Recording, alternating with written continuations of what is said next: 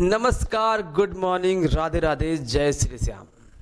आज और एक नई पहल हम आपके साथ शुरुआत करने जा रहे हैं। बड़ा ही ज़बरदस्त शुरुआत होगा आपके कैरियर के लिए। क्यों? क्योंकि ऐसा है मेरे भाई कि जो आरपीएससी है, राजस्थान है ना, राजस्थान ने कॉमर्स वालों के लिए बड़ा ही ज़बरदस्त गोल्डन अपॉर्चुनिटी हमको दिया है। क्या दिया मेरे भाई? फर्स्ट ग्रेड में 340 सीट हमारे लिए लेके आया है। 340 सीट बड़ा ही ज़बरदस्त अमाउंट है। इतना वैकेंसी, इतना सीट आपके यूपी में ना तो एमआरएस में ना तो केबीएस में, किसी में भी इतना ज़बरदस्त सीट आज तक नहीं आया है। ये बड़ा ही ज़बरदस्त है आपके लिए और इत्मीनान से पढ़िए और मेहनत से पढ़िए ताकि इस 340 सीट में आपका एक सीट कंफर्म हो, जिसमें मैं आपके साथ कॉमर्स का जितना भी पोर्शन है वो कवर करेंगे बहुत ही ज़बरदस्त तरीके से, एमसीक्यूज़ के साथ, विद कॉन्सेप्ट के साथ।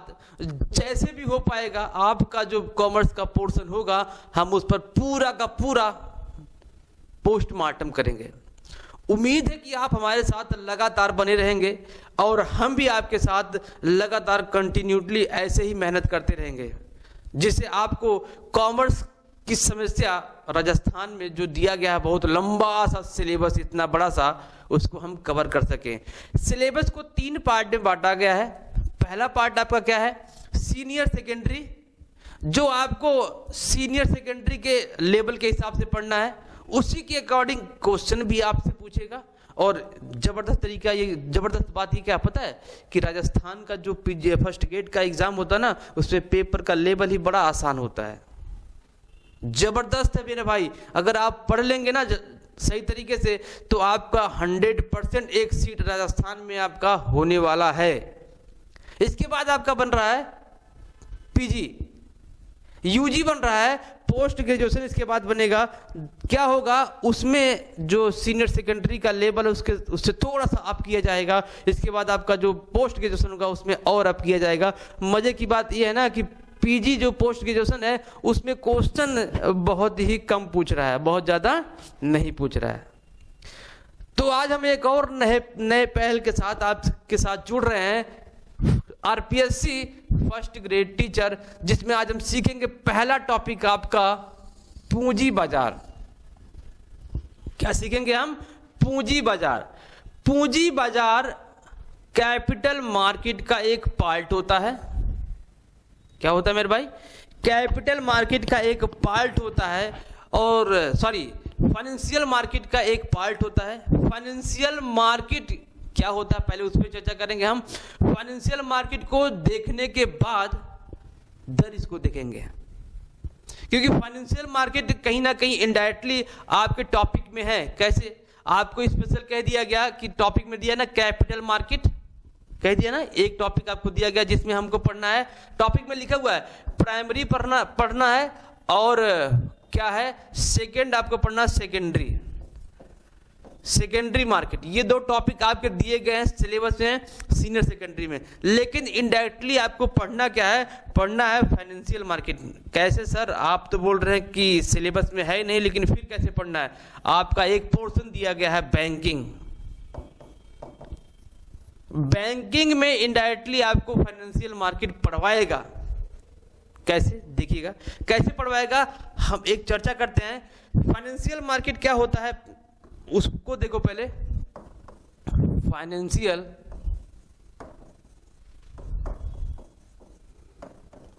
मार्केट, जिससे हम क्या बोलते हैं? वित्तीय बाजार कहते हैं। वित्तीय बाजार को 2 पार्ट में बांटा गया है। वित्तीय बाजार को 2 पार्ट में बांटा गया है। एक बोला गया है कि इसको आप ले लो मनी मार्केट, दूसरा कह सकते हैं इसको कैपिटल मार्केट। बात समझे ना? ये जो पोर्शन है आपके सिलेबस में दिया ही दिया है, और जो मनी मार्केट है, मुद्रा बाजार है, मुद्रा बाजार भी आपके सिलेबस में है। मतलब कि मुद्रा बाजार में आपको पढ़ना क्या होता है, बैंक के बारे में पढ़ना होता है। तो है ना, ये बैंकिंग पोर्शन हो गया ना। तो मतलब इनडायरेक्टली आपको फाइनेंशियल बाजार पढ़ना है। आजा भाई, आज हम लोग सीखते हैं क्या, फाइनेंशियल मार्केटिंग। आ जाओ, फाइनेंशियल मार्केटिंग क्या होता है। फाइनेंशियल मार्केट क्या है, हम एक एक पॉइंट को लिखते हुए चल रहे हैं, आप लोग नोट डाउन करते हुए चलेंगे, ठीक है। किसी भी आपको बुक की आवश्यकता नहीं पड़ने वाली है। आप पूरा जो सेशन होने वाला उस सेशन को नोट करते हुए चलेंगे तो आपको बुक की आवश्यकता नहीं तो कई लोग पूछते हैं सर बुक कौन सा पढ़ें। स्पेशली कोई बुक भाई बना ही नहीं है किसी भी पीजीटी एग्जाम या टीजीटी एग्जाम के लिए कि आपको सफलता दिलवा दे, नहीं। क्यों? क्योंकि पता ना आपका सिलेबस, आपने देखा ना कि सिलेबस में क्या कह रहा है, कुछ पोर्शन कहीं से उठा के पूछ रहा है, कुछ पोर्शन कहीं से। तो ऐसा पर्टिकुलर बुक होगा ही नहीं जो आपको आरपीएससी के एग्जाम में या किसी भी स्टेट के एग्जाम में आपको पास करवा दे, पॉसिबल ही नहीं है। तो यही है कि आपको सेशन को नोट डाउन करते हुए चलना है और उसको जबरदस्त तरीके से लिखते हुए और पढ़ते हुए चलना है। तो पहला पॉइंट कह रहा है कि वित्तीय बाजार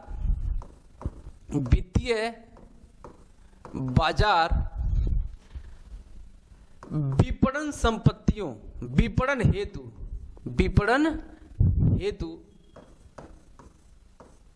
वित्तीय संपत्तियों, अरे भाई एक शब्द आ गया देखो, वित्तीय संपत्ति आ गया। वित्तीय संपत्तियों में क्या करता है, व्यवहार करता है।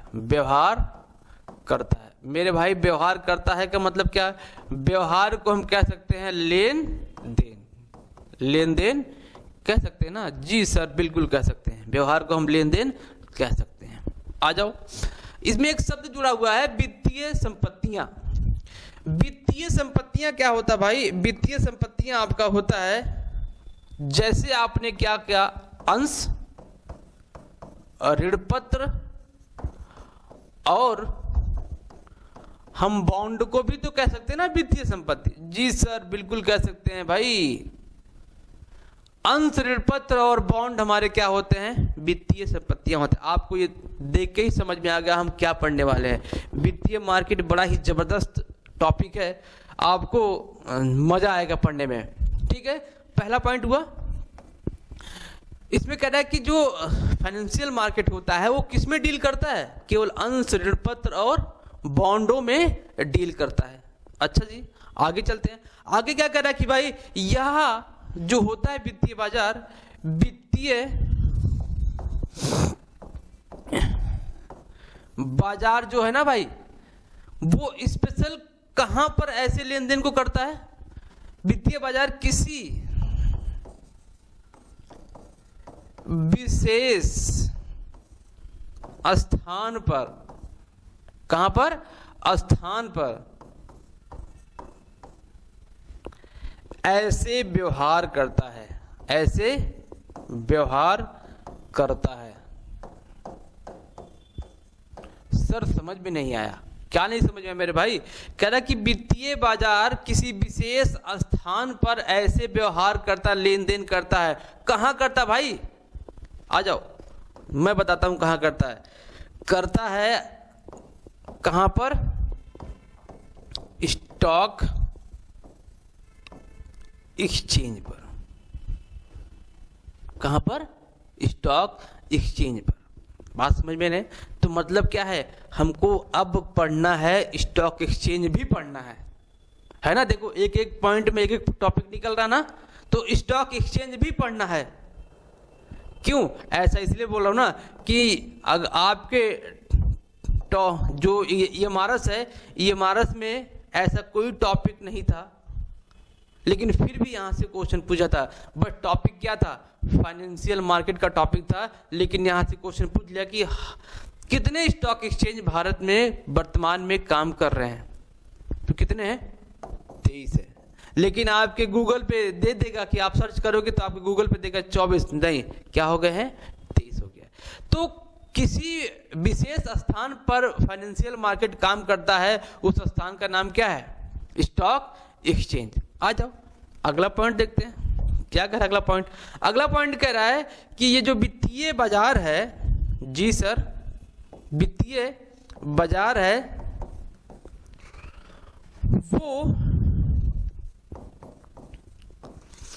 वित्तीय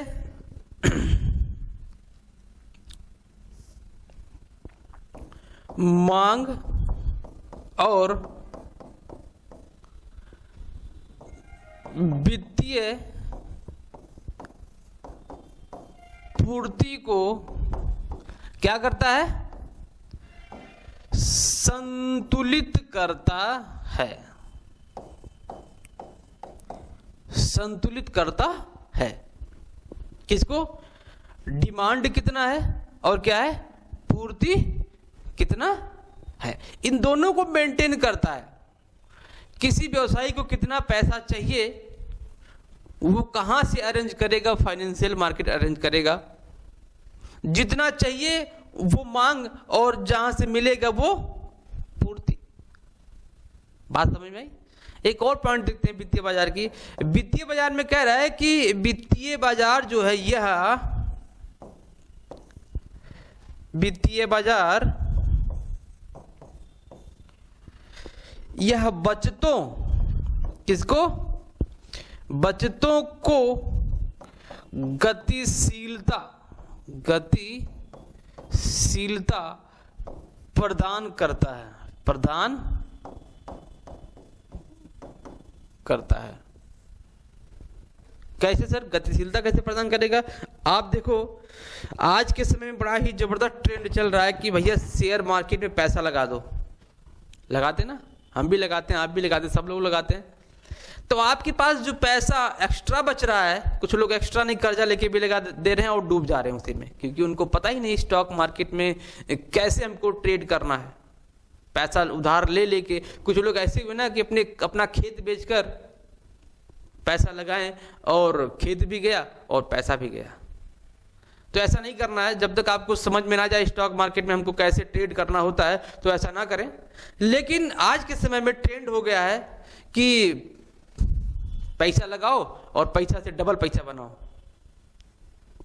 जो आपके पास सेविंग है उसको आप इन्वेस्ट करते हो तो आपके पास से पैसा दूसरे के पास पहुंच गया, अब वो पैसा यूज कर रहा है। तो यही तो है ना कि बचतों को गतिशीलता प्रदान करता है कौन? वित्तीय बाजार। बात समझ में आई? आ जाओ, वित्तीय बाजार को भाई कितने पार्ट में बांटा गया है? वित्तीय बाजार को 2 पार्ट में बांटा गया है।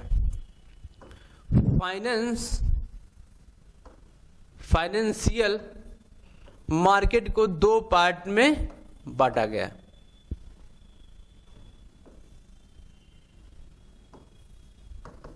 कैसे?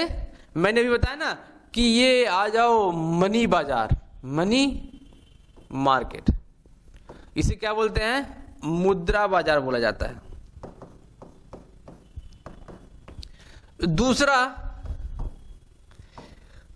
कैपिटल मार्केट, कैपिटल मार्केट इसे बोला जाता है पूंजी बाजार, पूंजी बाजार। ये 2 प्रकार के आपके मार्केट है। कौन सा? पूंजी बाजार और मुद्रा बाजार।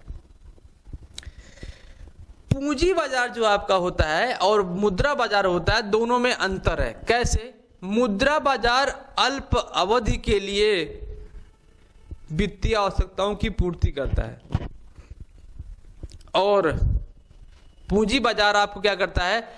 दीर्घ अवधि के लिए वित्तीय सहायता प्रदान करता है, उसकी पूर्ति करता है। तो दोनों में मेजर डिफरेंट यही है। ठीक है? तो क्या होता है? पूंजी बाजार मुद्रा बाजार को अगेन 2 पार्ट में बांटा गया है। पहला क्या है? संगठित, और दूसरा क्या है? असंगठित। असंगठित। संगठित और असंगठित मुद्रा बाजार, संगठित और असंगठित मुद्रा बाजार। संगठित मुद्रा बाजार में क्या आते हैं भाई? संगठित मुद्रा बाजार में आपके आएंगे सबसे पहले जितने भी बैंक होते हैं, बैंक यहां पर आ जाएंगे संगठित में। बैंक में कौन कौन आएंगे? आरबीआई आ जाएगा, आपके पब्लिक बैंक आ जाएंगे, सार्वजनिक बैंक आ जाएंगे। क्या आ जाएंगे? सार्वजनिक बैंक आ जाएंगे। और कौन आ जाएगा? सहकारी बैंक आ जाएगा, सहकारी बैंक आ जाएगा। दूसरा आपका आ जाएगा यूटीआई। क्या? यूटीआई। तो ये क्या है? आपके संगठित बाजार के पार्ट हैं। इस टॉपिक को पढ़ना है, मैंने कहा ना इनडायरेक्टली आपको क्या बोल रहा है कि पूरा फाइनेंशियल मार्केट पढ़ना है। इस टॉपिक को हमको कहां पढ़ना है? पढ़ना है मेरे भाई बैंकिंग वाले पोर्शन में, है ना, जिसमें हम बैंक का पूरा डिटेल पढ़ेंगे, आरबीआई स्पेशल पढ़ेंगे, और सार्वजनिक बैंक कितने होते हैं, सहकारी बैंक क्या होता है, पूरा डिटेल हम लोग उसमें पढ़ने वाले हैं। बड़ा मजा आएगा। असंगठित में क्या होते हैं?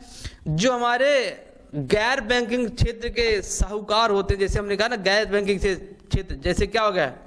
साहूकार हो गए, महाजन हो गए, है ना, ये सब हमारे किस में आते हैं? असंगठित क्षेत्र में आते हैं।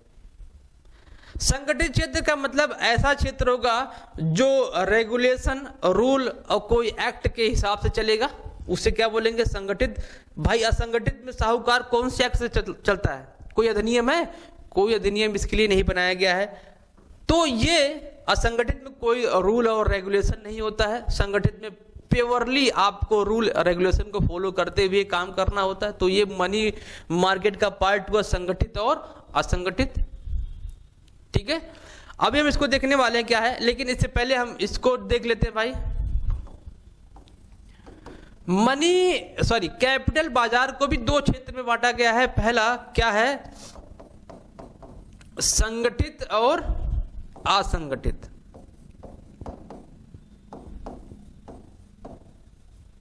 संगठित और असंगठित, इसको भी दो पार्ट में बांट दिया गया। आ जाओ भाई बांट दो। अब इसको दो पार्ट में बांटा गया है। दो पार्ट में क्या कह रहा है? पहला कह रहा है कि प्राथमिक प्राइमरी, दूसरा कह रहा है कि द्वितीयक या गौड़, द्वितीयक या फिर गौड़, जिसे क्या बोलते हैं? सेकेंडरी बोलते हैं। ये आपका सेकेंडरी होता है, ये प्राइमरी। यही पोर्शन आपके कहाँ दिया गया है? सिलेबस में दिया गया है। कहा ना कि कैपिटल मार्केट में आपको दिया गया प्राथमिक और द्वितीयक मार्केट पढ़ने हैं। पढ़ना तो हमको सब है। असंगठित में मैंने बताया ना, असंगठित में कौन आ जाएगा? फिर से वही आ जाएंगे, साहूकार। कौन आ जाएगा? महाजन। और कोई पैसा देने वाला होगा वो आ जाएगा। बात समझ में आई ना? तो ये आपके किस में आ जाएंगे? पूंजी बाजार में आ जाएंगे। उम्मीद है कि ये स्ट्रक्चर आपको समझ में आया होगा। स्ट्रक्चर को बना लो, इतने में आपका काम हो सकता है। यहां से क्वेश्चन पूछ सकता है कि इसमें क्या आएगा, इसमें क्या आएगा। स्ट्रक्चर बना लो, फिर आगे चलते हैं। ठीक है, हो गया? आ जाओ आगे हम देखते हैं। क्या देखेंगे भाई? मुद्रा बाजार को थोड़ा सा देख लेते हैं कि मुद्रा बाजार में क्या क्या चीजें आती हैं। इसके बाद हम सेकेंडरी पे चलेंगे। मुद्रा बाजार को लिखो, मुद्रा बाजार हेडिंग डालो। जी सर, डाल दिया, अच्छी बात है। मनी मार्केट, मनी मार्केट में क्या होता है? सबसे पहला पॉइंट लिख लो, क्या होता है? यह क्या होता है भाई? सबसे यह बहुत ही अल्प अवधि के लिए, अल्प अवधि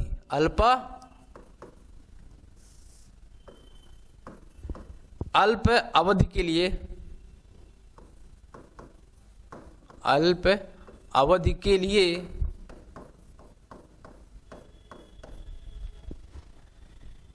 व्यवहार करता है।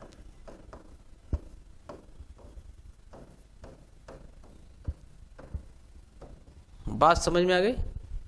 सबसे पहला इसका मुद्रा बाजार की सबसे पहली विशेषता क्या है, ये अल्पावधि के लिए व्यवहार करती है। दूसरा पॉइंट देखते हैं। दूसरा पॉइंट क्या है भाई, दूसरा पॉइंट ये है, क्या है दूसरा पॉइंट, आ जाओ दूसरा पॉइंट देखते हैं कि यह वित्तीय बाजार का, क्या, वित्तीय बाजार का प्रमुख अंग होता है। जी सर, बिल्कुल प्रमुख अंग होता है, वित्तीय बाजार का प्रमुख अंग होता है। तीसरा देखते हैं, आ जाओ।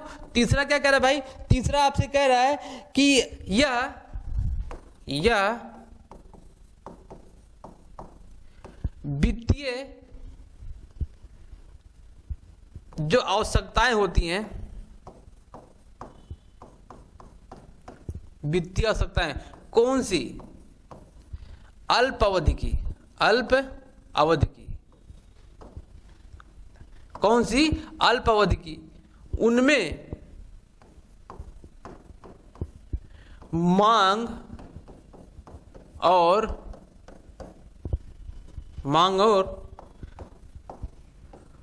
पूर्ति में, मांग और पूर्ति में संतुलन स्थापित करता है, संतुलन बनाता है। क्या बनाता है, संतुलन बनाता है। ये बात समझ आई। अगला पॉइंट देखते हैं, संतुलन बनाता है मेरे भाई। संतुलन के बाद क्या कह रहा है कि ये जो वित्तीय बाजार है ना, जो आपका ये जो वित्तीय बाजार आपने देखा कि इसके जो ट्रांजैक्शन होते हैं ना वित्तीय बाजार में, सॉरी मुद्रा बाजार में, मुद्रा बाजार में ये जो टॉपिक है इसका लेन देन, इसमें जो लेन देन होते हैं, लेन देन जो किया जाता है वो किसके माध्यम से, दलालों और बिचौलियों के माध्यम से होता है। बिचौलियों के माध्यम से किया जाता है, के माध्यम से होता है। कहने का मतलब है कि डायरेक्ट कोई व्यक्ति यहां पर ट्रेडिंग या लेन देन नहीं कर सकता है। इतनी बात समझ में आई।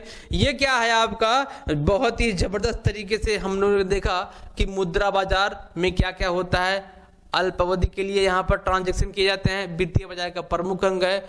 वित्तीय आवश्यकताओं जो अल्प अवधि के लिए होते हैं उसकी मांग और पूर्ति में संतुलन स्थापित करता है। तीसरा कह रहा है कि लेन देन किसके माध्यम से होता है, दलालों और बिचौलियों के माध्यम से होता है। दूसरा पॉइंट इसमें देख लो, जो यहां पर लेन देन होते हैं, लेन देन होते हैं, लेन देन जो होते हैं आपके, शिट यार,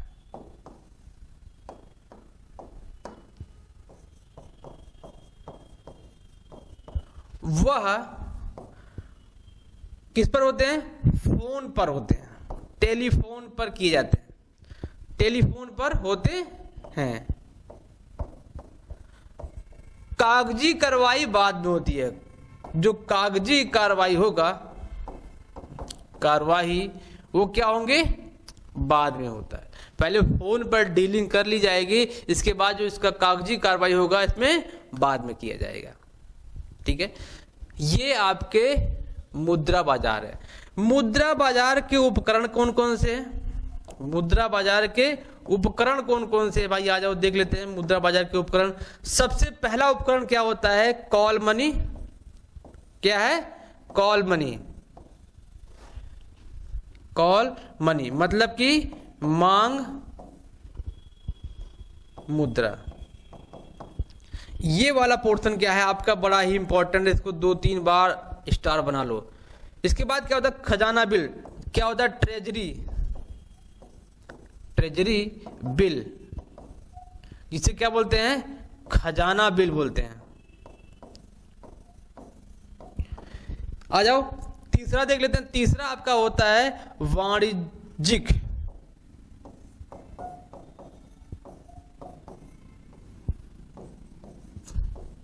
पत्र कह सकते हैं, बिल कहते हैं, कॉमर्शियल पेपर, कॉमर्शियल पेपर। एक और बिल होता है जिसे हम लोग कहते हैं जमा प्रमाण पत्र। जमा प्रमाण पत्र, जमा प्रमाण पत्र जिसे कहते हैं सर्टिफिकेट ऑफ डिपॉजिट बोला जाता है। ये चार आपके उपकरण हैं जो क्या करते हैं, मुद्रा बाजार में लेन देन को आसान करते हैं। और ये इतने इंपॉर्टेंट है, इन चारों में से एक क्वेश्चन आपको जरूर पूछेगा, 100% गारंटी है। इन चारों में से एक पॉइंट पर क्वेश्चन आपको 100% पूछेगा। क्यों? क्योंकि ये इतने इंपॉर्टेंट है। ट्रेजरी बिल, कॉल मनी, वाणिज्यिक पत्र और जमा प्रमाण पत्र हर पेपर में यहाँ से बनते हैं क्वेश्चन। पिछली बार के पेपर में कोई एग्जाम था, शायद याद नहीं आ रहा है, ट्रेजरी बिल से पूछा था कि ट्रेजरी बिल कितने दिनों के लिए लिखा जा सकता है, इसकी मैक्सिमम पीरियड कितनी होती है या मिनिमम पीरियड कितनी होती है, या किसके द्वारा लिखा जाता है, ये सब हमको देखना है। ठीक है, तो कल से हम इन उपकरणों की शुरुआत करेंगे और सबसे पहले हम देखेंगे कॉल मनी और ट्रेजरी बिल कल की क्लास में। ठीक, आज की क्लास में हम इतना ही रखते हैं, बाकी नेक्स्ट क्लास के लिए रखते हैं। मिलते हैं आपसे अगली क्लास में, तब तक के लिए पढ़ते रहिए, मुस्कुराते रहिए और जबरदस्त तरीके से राधे राधे कमेंट बॉक्स में लिखते रहिए।